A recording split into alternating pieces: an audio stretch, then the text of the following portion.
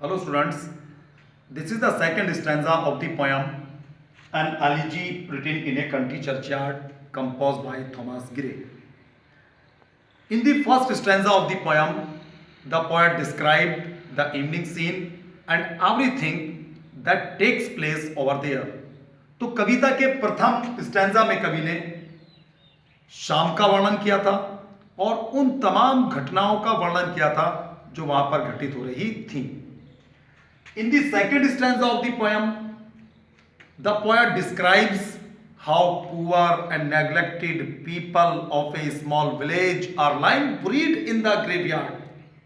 तो इस स्टैंजा में कवि वर्णन करते हैं कि उस छोटे से गांव के सीधे साधे भोले भाले पूर्वज किस तरह से हमेशा हमेशा के लिए अपनी कब्रों में लेटे हुए हैं.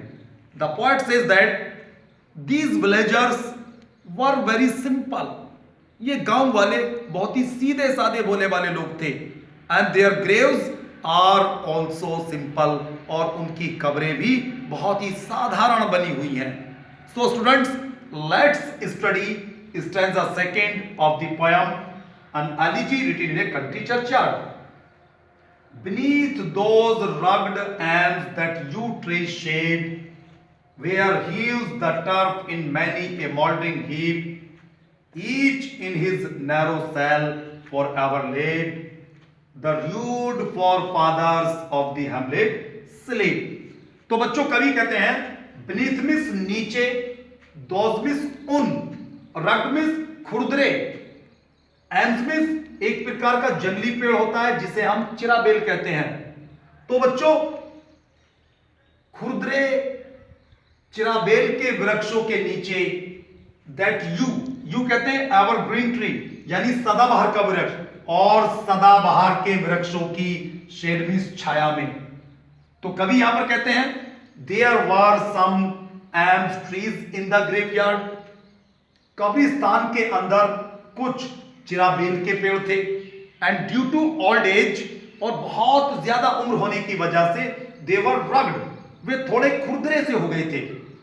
दैट यू ट्री शेड, और उन सदाबहार के वृक्षों की छाया में, there were some yew trees over there, और वहां पर कुछ सदाबहार के वृक्ष भी थे.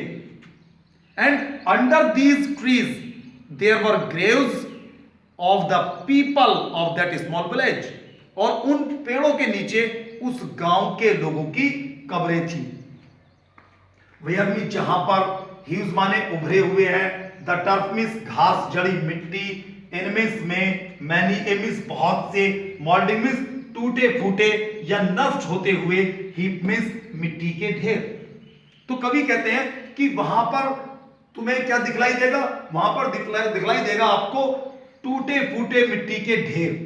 तो कवि कहना चाहते हैं जिन पर घास जड़ी मिट्टी फैली हुई है.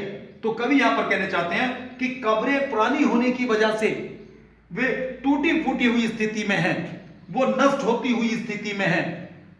ईच मिस प्रत्येक, इन मिस में, हिज मिस अपनी, नैरो मिस पतली सी, संकरी कह दीजिए, छोटी सी कह दीजिए, सेल मिस कोठरी में या कुटिया में, फॉर एवर मिस हमेशा हमेशा के लिए, लेड मिस लेटे हुए हैं. द रूड मिस अशिक्षित और सीधे साधे भोले भाले, फॉर फादर्स मिस एंसेस्टर्स यानी कि पूर्वज, ऑफ मिस के, हैमलेट मिस छोटे गांव को कहते हैं स्मॉल विलेज, स्लीप मिस सो रहे हैं. तो कवि कहते हैं कि प्रत्येक अपनी अपनी कुटिया में, यानी उस छोटे गांव के पूर्वज जो बहुत ही सीधे साधे थे, वह हमेशा हमेशा के लिए अपनी अपनी कब्रों में सोए हुए हैं. द पोएट वांट्स टू से, कवि कहना चाहते हैं दे आर लाइंग डेड, वो मृत पड़े हुए हैं, and they will never get up, और वे अब कभी नहीं उठेंगे. They are sleeping for ever and ever, वो हमेशा हमेशा के लिए सो रहे हैं.